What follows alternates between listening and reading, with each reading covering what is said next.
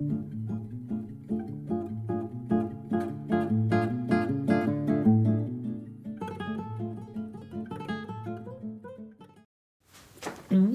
in, everybody. 5 minutes with Sean, maybe 10.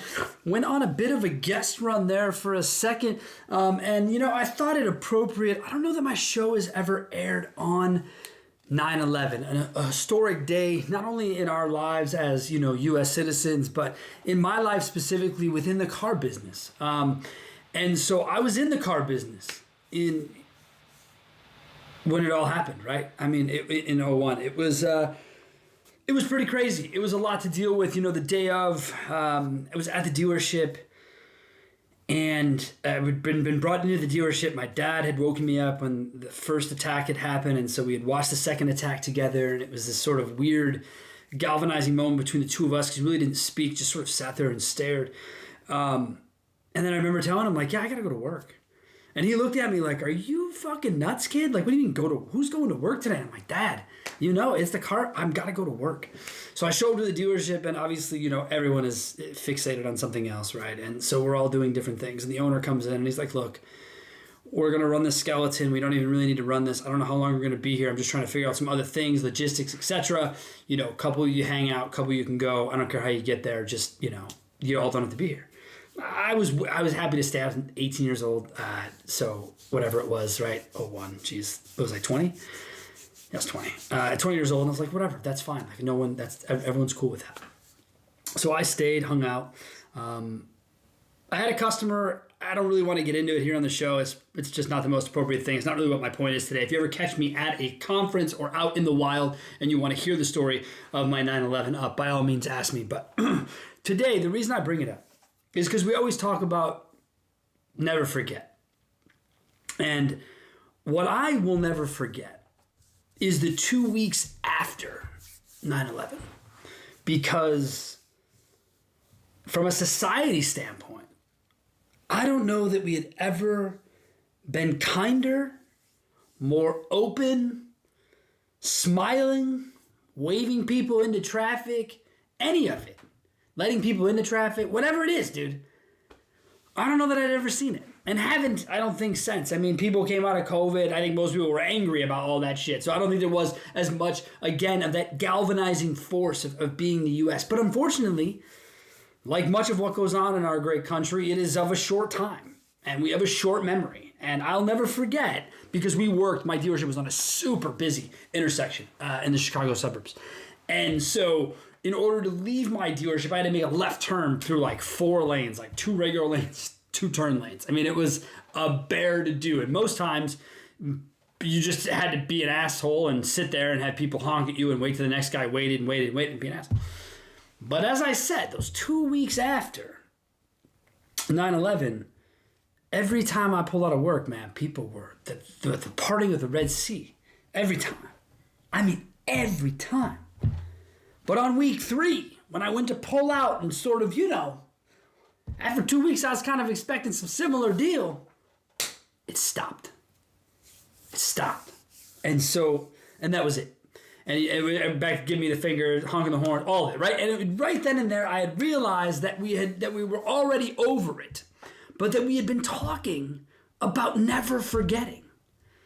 And I think it's important that obviously, we never forget the lives lost senselessly. Stupid violence happens every day in this country. This was an over-the-top example of that, and it is terrible. However, let's not forget the way we treated each other, the way we saw value in each other, man.